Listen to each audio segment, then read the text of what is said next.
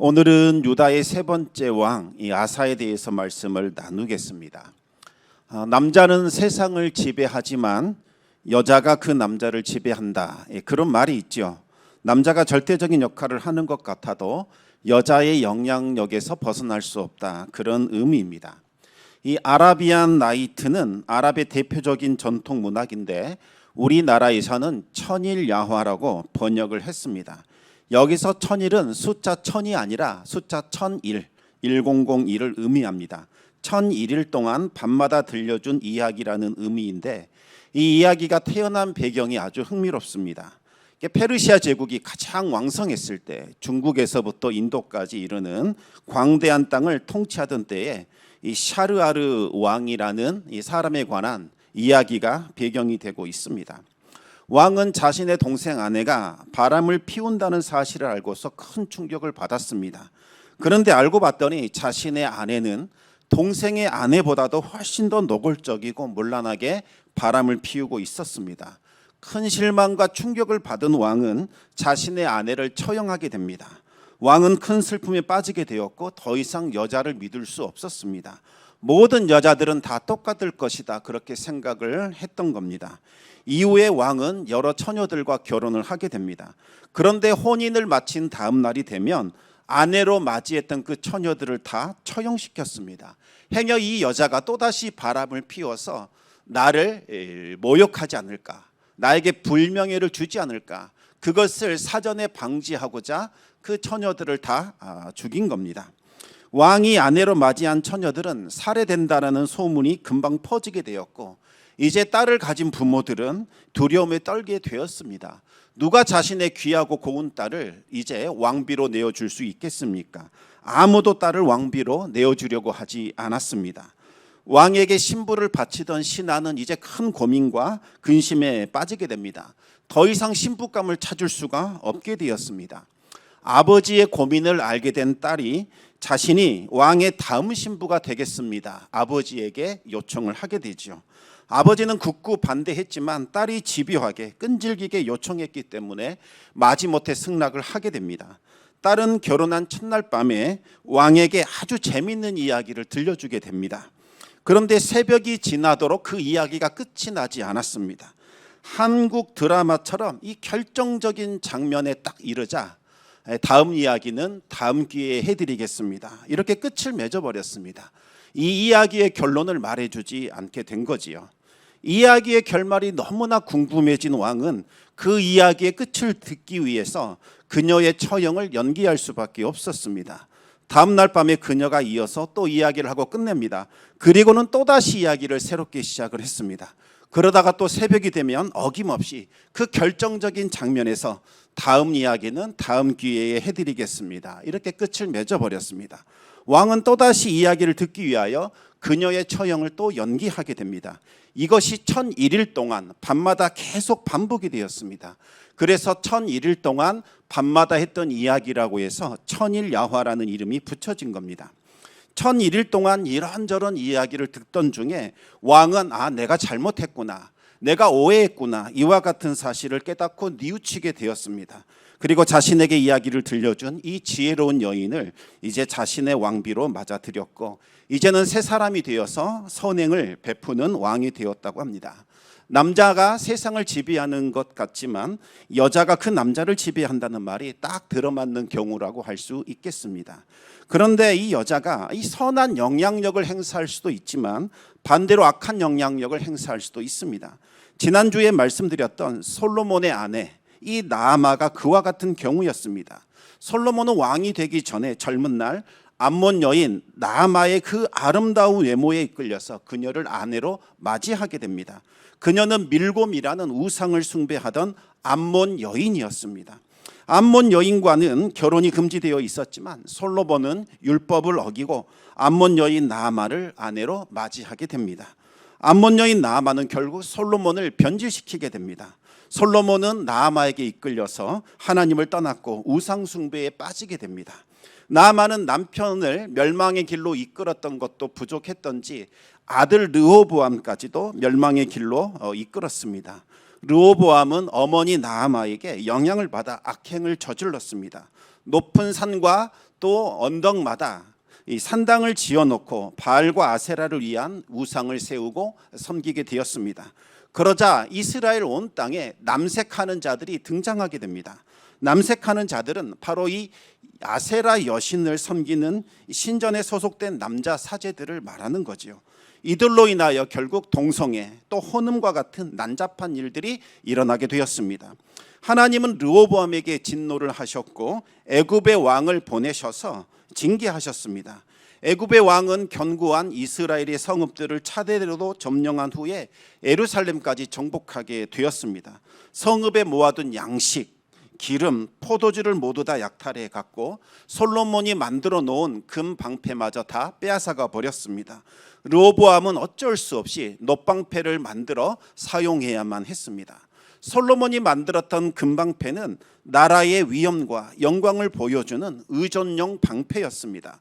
금방패가 놋방패로 바뀌었다는 것은 이제 솔로몬의 황금기가 끝났다, 이제부터는 빛바랜 쇠락의 길로 걷는다라는 것을 의미합니다. 솔로몬의 시대는 평화와 안식의 시대였지만 이제 르호보암 이후로는 전쟁이 끊이지 않는 고단한 시대가 도래하게 되었습니다. 르호보암이 죽고 그의 아들 아비암이 이제 남왕국 유다의 두 번째 왕이 됩니다. 왕이 바뀌었으니까 상황이 조금 나아졌을까요? 그렇지 않았습니다. 아비야는 이 3년간 통치하다가 요절하게 됩니다. 하나님을 전심으로 섬기지 않았기 때문에 그는 부정적인 평가를 받게 됩니다. 이 아비암에게 누가 가장 큰 영향력을 주었을까요? 역시 그의 어머니 바로 마아가였습니다. 마아가는 르호보암이 가장 총애하던 왕비였습니다. 그래서 르호보암은 마가야가 낳은 아들 이 아비암을 후계자로 내정을 했습니다. 아비암에게는 많은 형제들이 있었지만 어머니 마아가 덕분에 형제들을 다 물리치고 왕이 될 수 있었지요. 그런데 르호보암이 왕비였던 마아가에게 또 영향을 준 사람이 있었습니다. 바로 그의 시어머니 암몬 사람 나아마였습니다. 이 나아마라는 여인은 남편 솔로몬을 우상의 길로 이끌었을 뿐만 아니라 아들 르호보암과 또 그의 며느리 마아가도 우상 숭배로 이끌었습니다. 그리고 그 아들과 며느리를 통해 태어난 손자 아비암에게까지도 악한 영향력을 행사하게 됩니다. 아비암은 아버지가 걸었던 그 우상 숭배의 길을 그대로 걸었습니다. 백성들이 높은 산과 작은 언덕에 산당을 짓고 바알과 아세라 우상 숭배에 빠졌지만 아무런 조치도 취하지 않았습니다. 오히려 할아버지, 할머니 그리고 아버지, 어머니가 보여준 대로 하나님을 버리고 우상 숭배에 동참했습니다. 언제나 하나님께 전심전력했던 다윗의 본을 따르지 않고 하나님께 온전히 순종하지 않았습니다. 그러던 중에 이 북쪽에 있는 왕국이 큰 군대를 거느리고 쳐들어오는 일이 발생하게 됩니다. 전쟁에 능한 용사 80만 명을 거느리고 전쟁하러 온 겁니다. 아비암은 이 80만 대군의 절반밖에 안 되는 40만 군사로 맞서 싸워야만 했습니다. 숫자도 이미 2배 정도나 차이가 나고 군사들의 훈련 정도나 경험도도 많은 차이가 났기 때문에 아주 불리한 전쟁이었습니다. 그제서야 아비암은 정신을 차리고 하나님을 찾게 됩니다. 하나님이 아니고서는 이 전쟁을 이길 수 있는 방법이 전혀 보이지 않았기 때문이지요. 이제 아비암은 산 위로 올라가서 북왕국의 군대를 향하여 소리 높여 외쳤습니다. 남왕국 유다에는 우리의 머리가 되시는 여호와 하나님이 계신다. 그리고 이제 제사장들이 나팔을 불어 싸우게 될 것이다. 북왕국은 우리와 싸우지 말고 다시 돌아가라, 이렇게 말합니다. 우리 남왕국과 싸운다는 것은 하나님과 싸우려는 것이니 절대로 너희는 이기지 못하고 패할 것이다, 그렇게 경고했습니다. 그러나 북왕국의 군대는 아비암의 경고를 무시하고 돌진했습니다. 숫자의 우위를 앞세워서 남왕국 군대를 완전히 둘러싸 포위한 후에 섬멸하려는 그와 같은 작전을 펼친 겁니다. 다급해진 남왕국 유다의 군대는 하나님께 부르짖었고 제사장들은 나팔을 불었습니다. 제사장들이 나팔을 분 이유는 하나님께서 그렇게 하라고 약속하셨기 때문이죠. 우리 함께 민수기 10장 9절 말씀을 같이 한번 읽어보겠습니다. 또 너희 땅에서 너희가 자기를 압박하는 대적을 치러 나갈 때에는 나팔을 크게 불지니 그리하면 너희 하나님 여호와가 너희를 기억하고 너희를 너희의 대적에게서 구원하시리라. 그러자 놀라운 일이 일어나게 됩니다. 하나님께서 전쟁 가운데 개입해 주셨습니다. 숫제구로 열세했던 남왕국이 북왕국을 물리치고 승리를 거두게 됩니다. 40만 군대로 80만의 대군을 물리친 겁니다. 북왕국은 50만 군대를 잃어버리고 30만의 군대만 가지고 다시 돌아가게 되었습니다. 아비암은 하나님 앞에 온전하지 못한 사람이었습니다. 할아버지, 아버지, 그리고 할머니, 어머니를 본받아 우상 숭배에 동참했던 사람입니다. 그럼에도 불구하고 하나님께서 그의 기도에 응답하신 것은 하나님께서 다윗과 맺은 약속을 기억하셨기 때문입니다. 하나님께서는 다윗의 후손이 불의한 길로 걷는다 할지라도 그가 회개하여 하나님께로 돌아온다면 하나님이 그 모든 죄악을 용서하실 것이요 다시 그를 일으켜 세워주실 것이라고 약속해 주셨습니다. 바로 그 약속 때문에 아비암이 하나님께로부터 은혜를 입었고 그의 나라가 견고해질 수 있었습니다. 성도 여러분, 우리가 하나님 앞에서 바르고 의롭게 살아간다면 그 축복은 우리 세대에만 머문 것이 아니라 우리 자녀들과 후손에게까지 이르게 됩니다. 선한 영향력을 줍니다. 반대로 우리가 악한 일을 행하면 그 악한 영향력은 우리에게만 머무는 것이 아니라 우리의 후손까지 이어진다는 사실을 꼭 기억하시기 바랍니다. 우리를 통해서 믿음의 명문 가문이 세워질 수 있기를 날마다 힘쓰며 애쓰며 주님과 동행할 수 있기를 주님의 이름으로 축원합니다. 이제 이 전쟁이 있고 난 후에 아비암은 죽게 됩니다. 그리고 그의 아들 아사가 유다의 세 번째 왕으로 등극하게 되지요. 아사는 이 전쟁을 통해서 살아계신 하나님을 경험하게 되었습니다.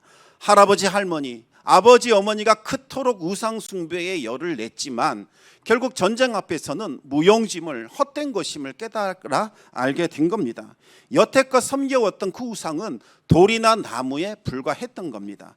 전쟁에서 승리를 거두게 하신 분은 여호와 하나님이셨습니다. 이제 아사는 우상 숭배를 버리고 하나님을 섬길 그와 같은 마음을 품게 됩니다.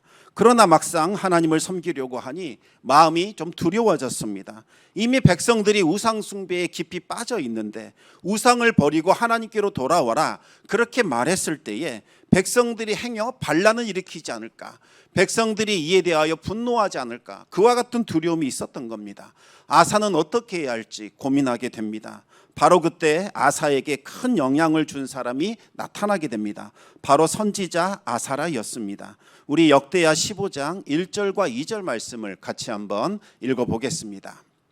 하나님의 영이 오뎃의 아들 아사랴에게 임하심에 그가 나가서 아사를 맞아 이르되 아사와 및 유다와 베냐인의 무리들아 내 말을 들으라. 너희가 여호와와 함께하면 여호와께서 너희와 함께하실지라. 너희가 만일 그를 찾으면 그가 너희와 만나게 되시려니와 너희가 만일 그를 버리면 그도 너희를 버리시리라. 아멘. 계속해서 역대하 15장 7절 8절 말씀 계속 읽어보겠습니다. 그런즉 너희는 강하게 하라. 너희의 손이 약하지 않게 하라. 너희 행위에는 상급이 있음이라 하니라. 아사가 이 말 곧 선지자 오뎃의 예언을 듣고 마음을 강하게 하여 가증한 물건들을 유다와 베냐민 온 땅에서 없애고 또 에브라임 산지에서 빼앗은 성읍들에서도 없애고 또 여호와의 낭실 앞에 있는 여호와의 제단을 재건하고. 아멘. 아사는 선지자 아사랴와 함께 대대적인 종교 개혁을 단행하게 됩니다. 남색하는 자들을 쫓아내 버렸고 할아버지와 아버지 세대에 세워진 모든 바알과 아세라의 우상들을 없애버렸습니다. 백성들이 하나님을 찾게 만들었고 하나님의 율법과 명령을 지키도록 그렇게 지시했습니다. 그러자 오직 하나님만을 섬기고 하지 않은 열망이 백성들 사이에 다시 살아나기 시작을 했습니다. 우상 숭배와 관련되지 않은 산당만 남겨두고서 우상 숭배와 관련된 모든 것들은 다 제거해 버렸습니다. 그러자 하나님이 약속하신 대로 상급을 주셨습니다.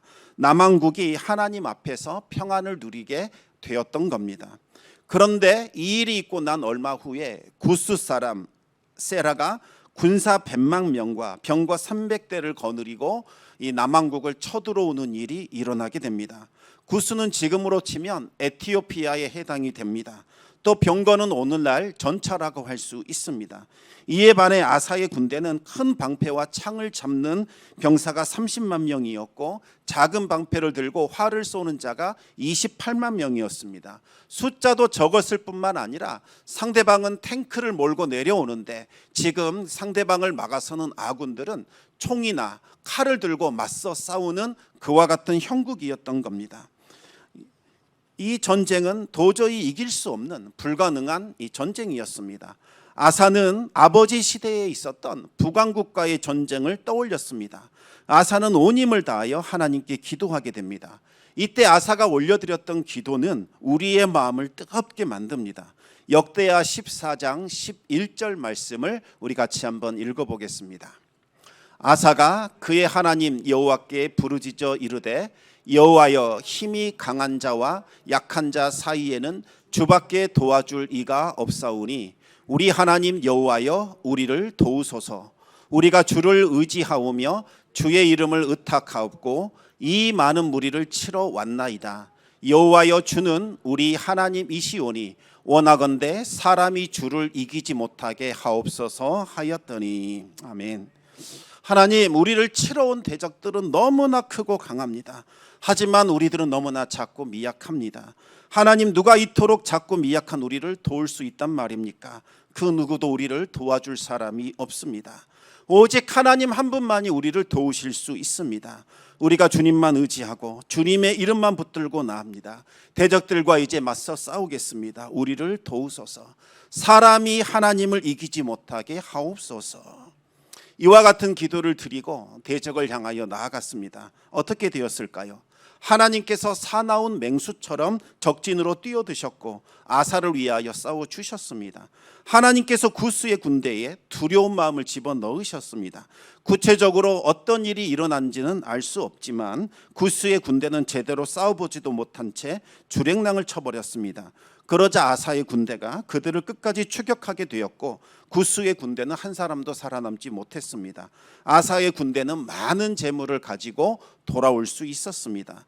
그뿐만이 아니었습니다. 블레셋 지역 사방에 거주하는 백성들의 마음에 하나님께서 두려움을 집어넣어 주셨습니다. 아사의 군대는 내친 김에 블레셋의 성읍을 치고 많은 재물들을 탈취하여 다시 예루살렘으로 돌아오게 됩니다. 그날에 빼앗아온 물건 중에서 소 700마리, 양 7,000마리로 하나님께 제사를 드리고 이제부터는 우리가 마음을 다하고 목숨을 다하여 하나님만을 찾자, 그렇게 언약하게 됩니다. 하나님을 찾지 않는 자는 남녀노소를 막론하고 죽이겠노라 결의를 하게 되었습니다. 그러자 모든 백성들이 크게 기뻐하며 큰 소리로 외쳤습니다. 제사장들은 피리와 나팔을 불었고 여호와 하나님 앞에 맹세하게 됩니다. 이날 이후로 모든 백성들이 마음을 다하여 맹세했고 뜻을 다하여 하나님을 찾게 되었습니다. 하나님의 약속대로 하나님은 백성들을 만나 주셨고 그들 사방에 평안을 내려 주셨습니다. 그런데 아사의 할머니 마아가가 우상 숭배의 미련을 버리지 못했습니다. 혐오스러운 아세라 우상을 또다시 만들어 몰래 숭배하고 있었던 겁니다. 오늘 본문을 보면 마아가를 아사의 어머니라고 번역하는데 이 어머니라는 단어는 오로지 어머니에게만 지칭되는 것이 아니라 어머니의 역할을 하는 할머니에게도 사용하는 단어입니다. 아사가 어린 나이에 왕이 되었기 때문에 할머니가 어머니의 위치에서 섭정을 한 것으로 추정이 됩니다. 할머니가 태후의 지위에 앉아서 아세라 우상을 몰래 만들어 섬긴 겁니다. 아사는 더 이상 혈육의 정에 이끌릴 수 없었습니다. 하나님만을 섬기겠다고 맹세한 이상 더 이상 할머니의 우상 숭배를 방치할 수 없었습니다. 할머니가 더 이상 관여할 수 없도록 태후로서의 지위를 없애버렸고 일반 평민처럼 살게 했습니다. 그리고 우상을 찍어 기드론 신학가에 불살라 버렸습니다. 이로써 이스라엘은 남왕국 유다는 오로지 하나님만을 섬기는 하나님께서 기뻐하시는 왕국으로 회복될 수 있었습니다. 그런데 아사 왕은 통치 말년에 두 가지 오점을 남기게 됩니다. 첫 번째 오점은 북왕국이 아람과 손을 잡고 고립시키려고 하자 두려움을 느낀 나머지 인간적인 방법을 사용한 겁니다. 성전 곡간과 왕궁 곡간에 있는 은금을 가져다가 아람 왕에게 바치면서 배신하라고 그렇게 종용을 한 겁니다. 아람에게 뒤통수를 맞은 북왕국은 어쩔 수 없이 군대를 철수시키게 되었습니다. 그러자 하나님이 선지자를 보내셔서 왜 아람 왕을 의지했느냐, 왜 하나님을 의지하지 않았느냐 책망하셨습니다. 네가 만약 하나님을 의지했더라면 너는 아람을 속국으로 삼을 수 있었을 것이라고 하셨습니다. 이제 이 일로 인하여 아람은 급부성하게 될 것이요 너희는 강성해진 아람으로부터 침략을 받게 될 것이다. 그렇게 책망하셨습니다. 그러자 아사는 화를 내면서 선지자들 옥에 가둬버리게 됩니다. 그리고 이에 항의하는 백성들을 잡아다가 학대하게 되었습니다. 두 번째 오점은 발이 이 병에 걸려 위독했을 때에 하나님을 찾지 않았고 하나님께도 구하지 않았다는 겁니다. 병들었을 때에 의원을 찾아간 것은 결코 잘못된 일이 아닙니다. 하나님은 의원을 통하여 고침을 베푸시는 일들이 있기 때문입니다. 오히려 하나님만 찾고 병원을 찾지 않는 것, 이것이 더 잘못된 일이라 할 수 있습니다. 그런데 아사의 경우에는 의원이 더 이상 고칠 수 없는 불치병이었습니다. 아무리 의원을 찾아다녀도 병을 고칠 수 없다면 마땅히 하나님께 엎드려 기도했어야 합니다. 하나님의 뜻을 구해야 합니다. 하지만 어찌된 일인지 아사는 하나님께 기도하지도 않았고 하나님의 뜻을 묻지도 않았습니다. 결국 아사의 병은 심각해져서 죽음을 맞이하게 되었습니다. 여러분, 이제 말씀을 맺겠습니다. 아사가 자신의 증조 할머니였던 암몬 여인 나아마로부터 이어져 왔던 이 우상 숭배의 죄악을 끊어내고 종교개혁을 할 수 있었던 것은 선지자를 통해 들려주셨던 하나님의 말씀에 귀를 기울였기 때문입니다. 아사는 다윗을 자신의 모델로 삼아 하나님을 온전히 섬김으로써 몰락의 길을 향하여 걷고 있던 남왕궁을 다시 회복시킬 수 있었습니다. 그리고 신앙의 유산을 자신의 아들 여호사밧에게 전수해 주어서 남왕국이 다시 부흥할 수 있는 그와 같은 기반을 만들어 주었습니다. 비록 아사의 통치 말년에 오점을 남기기는 했지만 하나님은 아사가 다윗처럼 온전히 하나님을 찾고 섬겼다면서 긍정적인 평가를 내려주셨습니다. 성도 여러분, 하나님의 말씀을 가까이 해야 합니다. 그리고 하나님의 말씀 앞에 우리는 온전히 순종할 수 있어야 합니다. 그러면 우리에게 전해져 오던 이 악한 영향력들이 끊어지고 새로운 창조의 역사, 생명의 역사가 일어나게 될 겁니다. 그리고 부흥과 회복이 나타나게 될 겁니다. 아사에게 일어났던 그 대반전의 역사가 여러분의 삶에도 함께 하시기를 우리 주님의 이름으로 축원합니다. 우리 함께 기도하기를 원합니다.